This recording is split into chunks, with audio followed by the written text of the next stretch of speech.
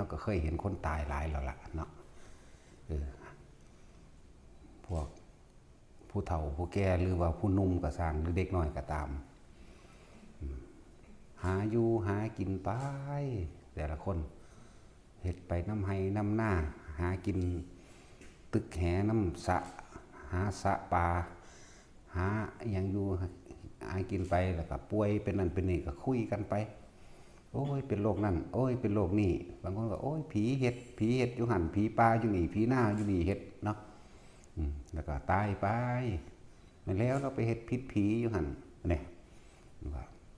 หาอยู่หากินไปแค่ซ้ำตายพวกกับปลูกมั่นปลูกอ้อยปลูกยางบางคนก็ถูกฟ้าผ่าตายตกก้นไม้ตายตกน้ำตายเนี่ยมันหากินซ้ำตายกักได้คนกันเลยเนาะแต่ว่าพวกที่ตายในลักษณะนั้นตายที่บ่มี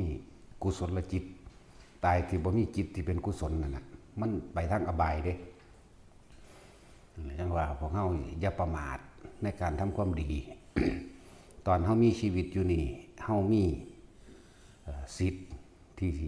ทำกรรมแต่เลือกทำกรรมดีจากวันนี้หลังจากตายไปแล้วกรรมที่กำหนดเฮาเองได้บัดนี้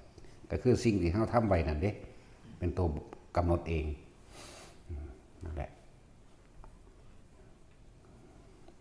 นึกตึกตองตามความเป็นจริงมึงเด้อมันแมนหรือบ่แมน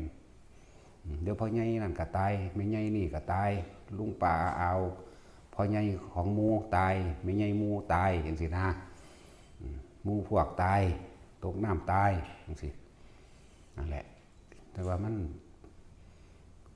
เกิดมานี่ทุกคนด้วยความบรรลุกับแมนแล้วก็ทุกคนตายโดยความเห็นแก่ตัวไม่ได้ตายโดยการเสียสละตัวเองเพื่อส่วนร่วมเลยก็คือหาอยู่หากินแต่เฮือนเจ้าของเองแต่บ้านเจ้าของเองลำพังเจ้าของเองแล้วก็ตายไปเคยคิดอยู่บอกว่าเฮาสิใส่ขึ้นธรรมชาติที่เฮานำมาใส่ได้แบบใด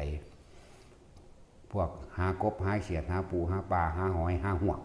จังสิเอาชีวิตเขามาเป็นเนื้อเป็นหนังของเจ้าของเองด้วยความสนุกสนานเมามั่นเข้มโพดจางโพดโอ๊ยบ่แสบกบกระเทาโพดดูแข็งหนูกระเทาโพดถ้าได้ซ้ำนี่พอดีแสบยำดูได้จังสิแม่หากินกันไปพวกไปหาเขียดอีแอเขียดจะหน้า เขียดอีโมมากออมใส่ผักใส่กินเนาะเฮาออมใส่ผักขีดสมด่างขมไปเนาะเฮาตำแก้วตำนั่นตำนี่ใส่กินกันไปเฮามาคิดเพิ่งกระคักแล้วมันบ่ต่างจากหมดดำหมดแดงหรือปวกเด้เนาะปวกนี่ก็ขมุมงมเศร้ากินไปน้ำดินแล้วมันก็ตายไปคนก็คือกันขมุมหาอยู่หากินไปน้ำไห้น้ำหน้าบางพวกก็ไปหารับจ้างต่างบ้านต่างเมืองป่วยตายก็มีรถส้นตายก็มีฆ่ากันตายก็มี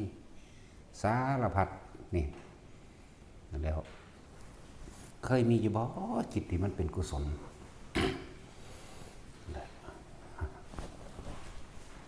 อย่างบ้าละแต่ละคนวันนี้พวกนับถือผีจังสี่ก็แต่สิว่าเรื่องจังสั่นก็ไปทั้งอบายเป็นเปรตมั่งทงนรกมั่งนับถือผีถือนาคถือสารพัดที่บ่เป็นความจริงคือบ่เป็นธรรมบ่ถือสัจธรรมคือความจริงสัตว์โลกเป็นไปตามกรรมพวกที่ไปหาถือว่ามีผู้ใดผู้หนึ่งโดนบันดาลให้อย่างสิหุยกว่าสิขึ้นสวรรค์ใดมันยากกว่าเลยบ่แม่นว่าขึ้นบ่ได้ดอกมันเหลือที่จิตสุดท้ายกะทำสิ่งใดเอาไว้ชินกับสิ่งใดเอาไว้หรือนึกตึกตองห่วงให้ห่วงหน้าบอกห่วงกอไผ่บอกห่วงหน่อไม้บอกห่วงปลาเห็ดบอกมื้อนี้ไหมแต่ไปคิดถึงบางหันบาดสิตายเป็นกลับไปแล้วพุ่นเปรตบ้างเดรัจฉานบ้างโมโหคนนั้นโมโหนี่ลงนรกแล้วนี่ไปจังซี่เด้ว่าคิดเบิ่งดีๆเด้อพวกเฮาคนบ้านนอกบ้านหน้าคือพวกเฮาหาอยู่หากินตามสภาพภาคนะเวลาไปดำให้ดำหน้าฝนตกมามันแห้งหลายอยู่บ่ได้ก็แล่นขึ้นมาไต่เถียงหน้าแต่ลางเถียง มันสิก็ดังไฟขึ้น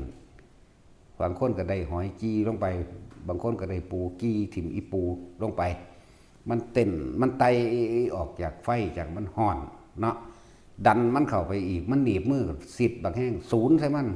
มึงเก่งทำไรแท่งศูนย์ใส่มันถิ่มลงไปนี่ทานนั่นแหละครับเอาไม้เน็กมันไว้แล้วก็ไม่เป็นฝดออกมาเด้เนาะเห็นว่าตาจุ้ยเป็นเคยกินหรือว่าเจ้าเป็นฝดออกมาผู้ขี้หอยกับฝดน้ำออกมาเด้เนาะจังสั้นแหละหาอยู่หากิน